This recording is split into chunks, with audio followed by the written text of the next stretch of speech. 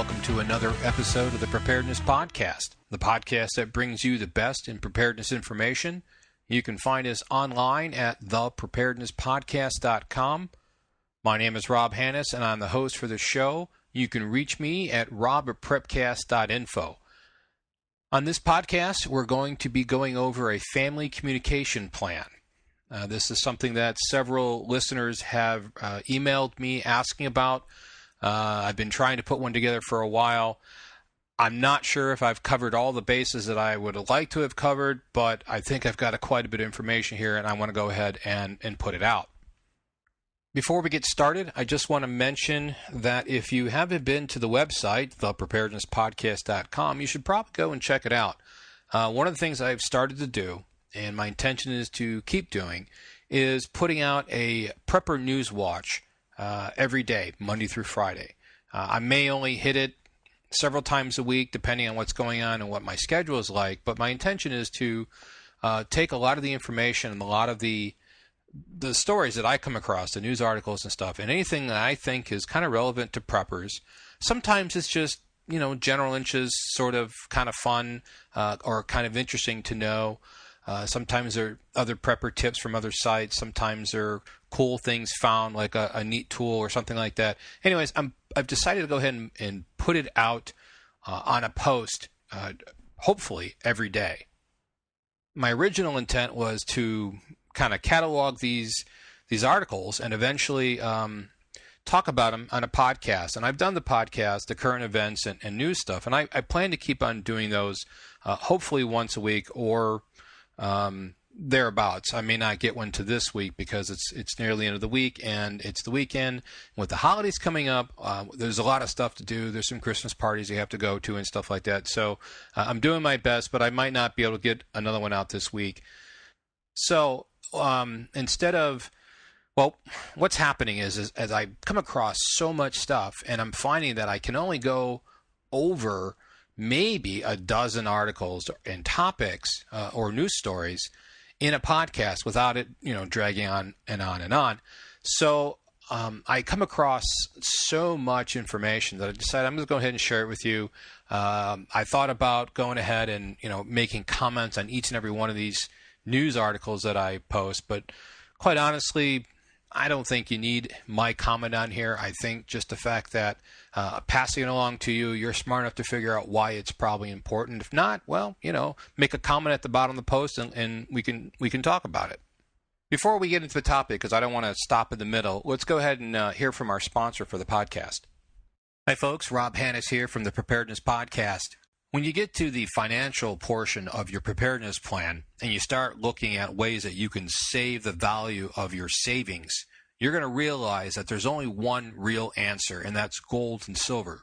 While a lot of people, including myself, call this an investment to be able to buy gold and silver to protect your savings, it's not really an investment. What you're doing is you're protecting the value of your money from inflation and from the erosion of the dollar.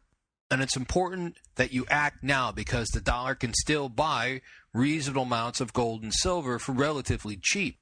As inflation increases, you're going to see the dollar be able to buy less and less.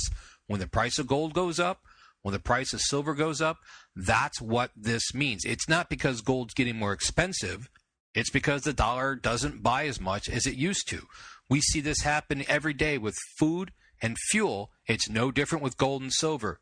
For more information on why gold and silver is a good idea for your preparedness plan, head on over to flyingeaglegold.com and check out all the information that Jeff has on his site. On there, you'll find historical examples and references of why this is something you really need to consider.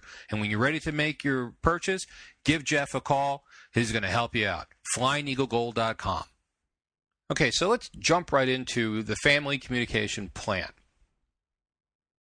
Now, if you go to take an amateur radio class when you're studying to get your license, and it's something that I do suggest that you do, the class is something like 24 hours. It's like 4 hours across 4 Saturdays or 4 nights or something like that. It's a good amount of instruction because there's a lot there. I am not going to be that detailed in this podcast about radio frequencies, radio theory, wave propagation, or anything like that. I'm going to keep it fairly general. I hope to give enough detail so that the average person who isn't familiar with radio communications can understand it, but I'm not going to get into huge amounts of detail on every little topic because, again, just to get your basic amateur radio license, it's like 24 hours of instruction. By the way, you don't have to take the class, but I highly recommend you do because it allows you to ask questions to people who know, and you can learn more that way. And a lot of the information that's in the amateur radio classes is really good stuff. Basic electrical theory, basic electronics, radio operation, wave propagation theory, and stuff like that. All the things that you would need to know in order to become an efficient and effective radio operator. So I would definitely look into that. And if you're looking to have a good solid basis of being able to communicate with somebody, I think this is really good information. Okay, so why should you have a family communications plan? Well, I think because you're a prepper, you're listening to this podcast, unless this just happens to be your first podcast, I think you already know. If you look at what happened recently with Sandy, you had a lot of people who didn't know how to communicate. If you've ever been in a situation where suddenly you can't reach out to your loved ones to find out what's going on, it's quite stressful. And a good family communications plan can alleviate a lot of that stress. So let's start with the obvious. Most people today have a cell phone. The cell phone is a very efficient form of communications, and it's the first thing that I would suggest you try to use, because with your cell phone, you can do voice calling. You can call them up on the phone and talk to them. You can do texting if you have a texting plan and a text-capable phone. And if you have a smartphone and a data plan, you can do email. And those are three distinct forms of communication that actually use three distinct types of or methods of transmitting that data. So, for example, when you talk voice on your cell phone, you're talking over the cell network's voice line. However, when you send a text message, it doesn't go over the same network as it would if you were talking. It goes over the admin channel for that carrier's cell network. So those little text messages are nothing but little itty bitty pieces of data because they're very, very small, very efficiently transmitted on a completely different network or a completely different side of the network. They are much more likely to get through. And I've actually tested this. There was an earthquake in California, I think maybe 2 years ago now. And a friend of mine runs the railroads, and I knew he was in the area, so I texted him, and we were able to text back and forth, even though you were not able to actually use the phone because the phone lines were jammed. So I know this works, and this is starting to become a well-known facet of emergency communications is to actually text somebody. The other thing that you could do is email. Email uses the internet. So if you connect to the cell and the cell can connect to the internet, then you might be able to send out that email. Also, because of the way the internet is set up, once you set that email to go, it may not be able to make it immediately, but it could be sitting in a queue someplace, and as soon as it's able to connect, it should be able to go out. So I would also try that as a form. Now, it's a very inefficient form of communicating as far as what's going on, but it can be effective. Let's say you know that your spouse gets email on their phone as well as their home computer or their laptop or wherever. Big jolt of an earthquake that basically cuts down phone lines. You're not able to communicate. If you can send an email out that says, hey, yep, definitely felt it, I'm okay, on my way home, and sent that out. So something very quick, no attachments, don't take a video of the shaking or something like that. A very quick, simple email. It's got a high chance of getting out if that cell network can still make a connection to the internet. I would still do it just in the off chance that it works. Now, when none of the above are working any longer, there really is only one option left, and that's to use radio. However, despite what you see in the movies and read in novels, having a radio is not a magical form of communication. There are many, many aspects of communicating to somebody, especially to somebody in particular who also has a radio. Now, there are different types of radios that are available to citizens. They include handhelds, which in the amateur radio community are referred to as HTs, which stands for handy talkies, which is why we call them HTs instead of handy talkies. Mobiles, which are typically what gets set up in your vehicle. They have higher power. They're a little bit bigger. They're not very portable. It's not something you would carry around in your pocket. And then what you could call desktop units, which are bigger units that sit on a desk and they're not portable at all. One of the more common questions I get about emergency communications has to do with how can I talk to my wife, my husband, my family, whoever, that are 10, 15, 25, 35, 50, 100 miles away. How can I reliably talk to them on a radio? Because I tried X and didn't work, and I tried this and it didn't work. So what can I do to talk to them no matter what? Well, easy question, not so easy answer. And I'm going to go into some of that when I cover the radio details, which I'm going to cover right now. Okay, there are, in general, 3 bands that you need to be concerned with. The HF, the VHF, and the UHF band. These are the 3 different bands you need to know. They pretty much are going to cover all the frequencies that you would be interested in. I'm not going to get into the details of them because knowing these details isn't really going to give you much more information than knowing the basics. So we're just going to cover what you need to know here. HF stands for high frequency. And despite its name, it's actually a low frequency band.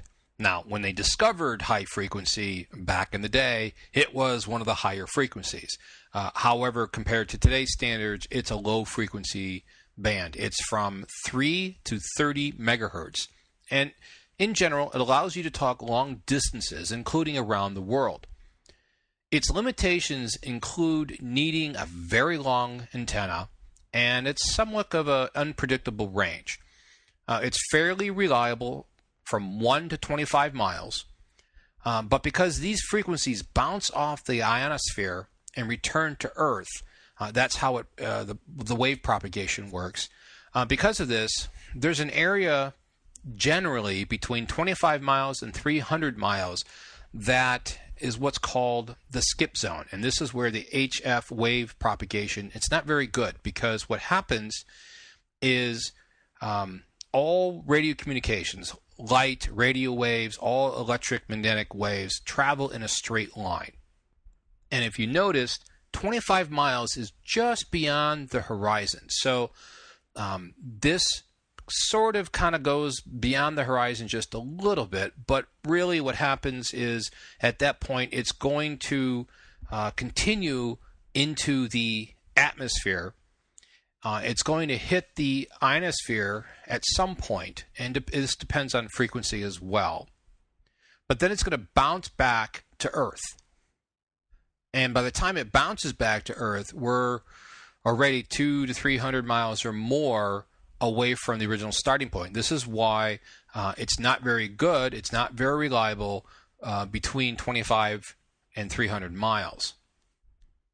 This also depends on the time of day and sunspot activity, and the different frequencies you use depend on whether or not it bounces off the atmosphere. So another way of looking at this is the ionosphere is charged with the sunlight, and electrons are charging it, and it becomes resistant to different frequencies. And so lower frequencies tend to bounce off almost always. Higher frequencies may or may not bounce off of it. So there's a lot going on there. And how you set this up and what time of day, what frequency you're using depends on, and what angle of takeoff that you're actually sending the wave off on depends on where you can talk in the world. And it's called skip. So you may have a 500-mile skip, and so that basically means that you can talk to people at a 500, 1,000, 1,500-mile range. But the places between those points, you're not going to be able to talk to unless you change either the frequency or the angle of takeoff for the wave and stuff like that. And I'm already getting more complicated than I wanted to, but just understand that above 25 miles, you typically have fairly unreliable, except unless you use something called NVIS, which stands for Near Vertical Incidence Skywave.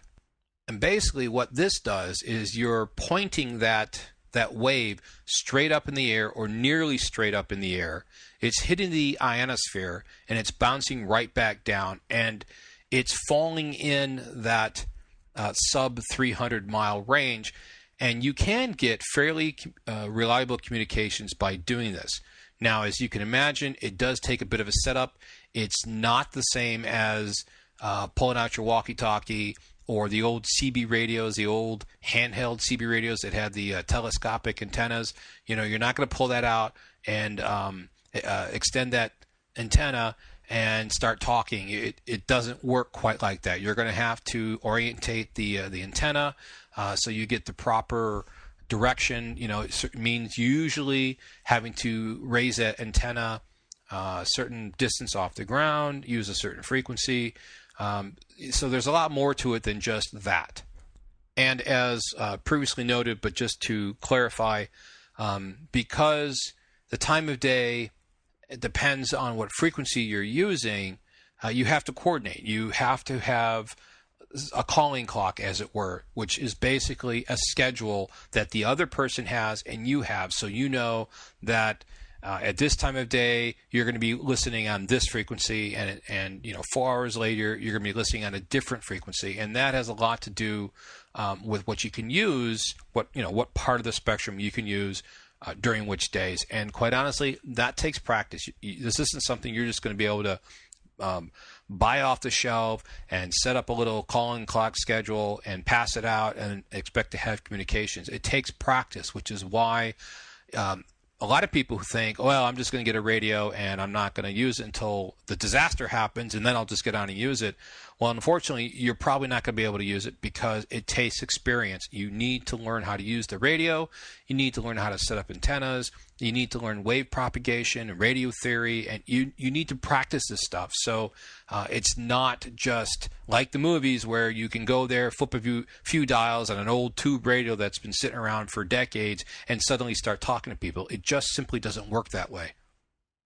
There is a good list of what is located on the HF band, what you can find down there, because it's not all for ham. That's on dxing.com, and I'll have a link in the show notes. Note, though, that the frequencies that are listed in kilohertz instead of megahertz. So you may see 300 you may see 3,000 kilohertz, which is actually 3 megahertz. All you need to do is divide by 1,000 to find the megahertz. Next up is the VHF range. This is the range up from HF. It stands for very high frequency, and this range is from 30 megahertz to 300 megahertz. The next step up from VHF is UHF, which stands for ultra high frequency, and that spans a range from 300 megahertz to 3 gigahertz, which is 3,000 megahertz. Now, I'm kind of lumping these two together because they have very similar properties, especially in the frequencies that you would be using as an amateur radio operator, because typically the UHF band is in the mid 400s, so you're not going to be going up to 1-2 gigahertz or something like that. You're going to stay pretty low, just above the VHF range. Now, there's a lot that happens in these two ranges. Radio, fire, all sorts of other radio communications. The ham radio portion in this spectrum is actually extremely small. It only occupies a very few amount of very thin slices of the spectrum. These bands are very, very popular in the amateur radio community, and they have a very high use across the country. Now, there is some simplex that's used in this band, but most of it, I think, is used with repeaters. Now, simplex is where you're talking directly radio to radio, and the range is limited to what those radios are capable of, and that depends on your transmitting power, depends on your antenna height, stuff like that. Using a repeater can greatly extend the range of your radio, especially if you're talking about a handheld radio.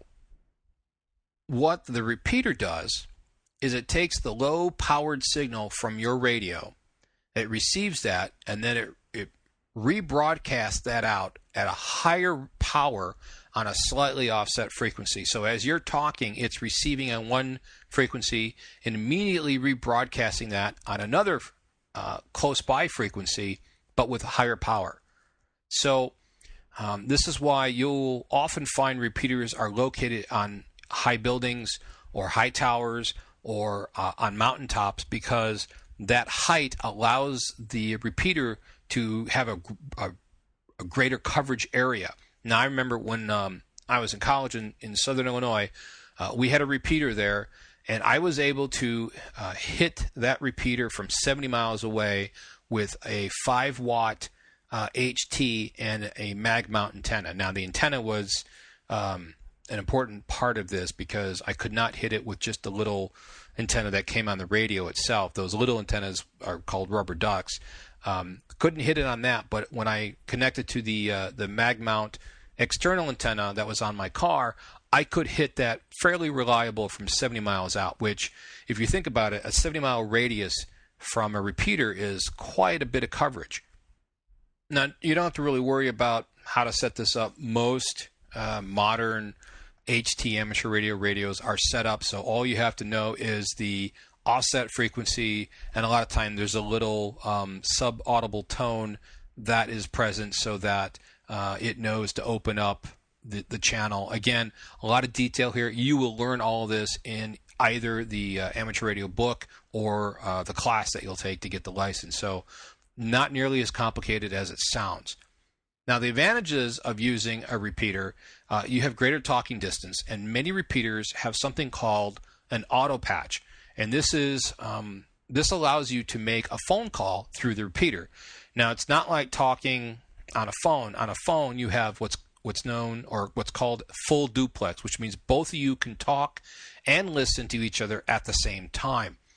When you talk through a radio, it is what I would call half duplex, which means only one of you can talk at one time and the other has to listen. I think, and that's what I learned when I was in the Marine Corps. I think now they may call it something else. I'm not sure. But the point is that if you use an auto patch on the repeater, you have to remember that when you talk, you push the button, and when you're done, you let go of the button, and while you're talking, you can't hear them. So it takes a little bit getting used to, but they're really great for emergencies. So if you are in an area and you're part of the local repeater club, which is a lot of times how you get the access codes to the auto patch, and you're out, say, four-wheeling, and you pop all four tires, and you're stuck out there, you don't have cell phone coverage. Well, you can get on your mobile rig with your external antenna and reach out to that repeater